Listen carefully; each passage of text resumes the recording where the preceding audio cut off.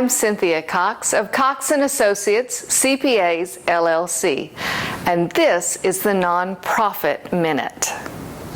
Today I want to talk to the boards of small to medium-sized nonprofits and the finance committees for churches. I want to talk to you about making sure that you're overseeing the finance department in your organization, how you need to do that, and what you need to look for. What kinds of reports should you as a board or a committee be asking for from that finance director? Well, first of all, you need a balance sheet.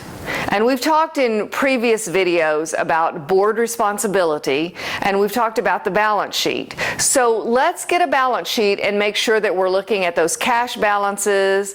Actually, you're also going to look at, does that balance sheet balance? Look at a balance sheet and analyze it as if you're in charge, because you are. We also want to look at the profit and loss statement. What are your receipts? What are your expenses? We're going to compare that between years. Is everything on track? We're going to look at our budget. So are our expenses and our contributions on track with what we've budgeted? If something's way out of line, you need to ask questions. So these reports are just minimum. Your balance sheet, your profit and loss statement. And I really think if you're that board for that small, medium-sized nonprofit or church, you need to be looking at that bank reconciliation too.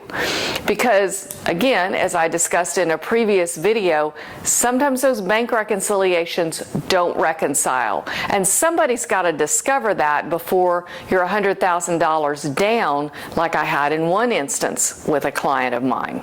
So what do I mean that you need to make sure that the bank reconciliation reconciles? I want you to look at the outstanding items.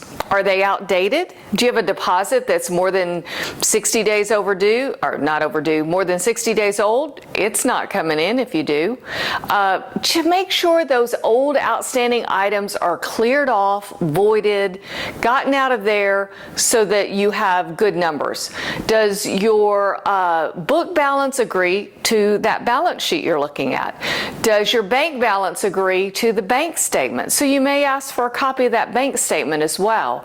Does it add up? These things seem very simple, but again, I've told stories on other videos about organizations that were 100,000 off, 25,000 off. So that you don't want that to be you. Look at and try that bank reconciliation, because that's probably the biggest area in a nonprofit that I find a problem with. So do a good job, enjoy your time on the board, and make sure you're holding those people in the finance department accountable. I'm Cynthia Cox with Cox and Associates, CPAs LLC, and we look forward to serving you.